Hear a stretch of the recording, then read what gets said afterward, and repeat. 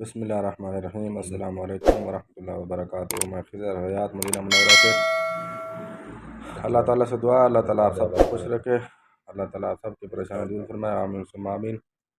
اور میرے چینل پہ اگر نئے آئے ہیں تو اس کو سبسکرائب کر لیں اور ویڈیو کو لائک کر دیں۔ آج دوست لے کے آئے اجوا کھجور، تازہ کھجور۔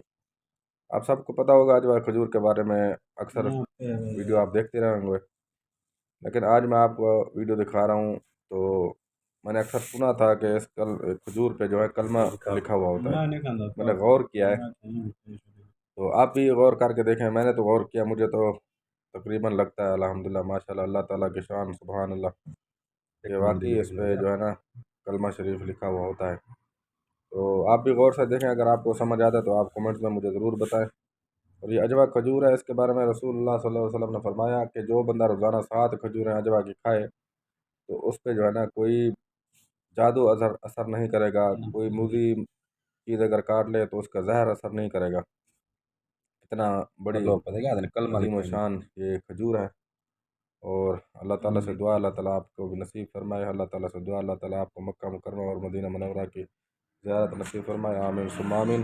اگر میری ویڈیو اچھی لگی ہو تو اس کو لائک کر دیں، اور انشاءاللہ ملتے ہیں اگلی ویڈیو میں، تب تک کے لیے اللہ حافظ، السلام علیکم ورحمۃ اللہ وبرکاتہ۔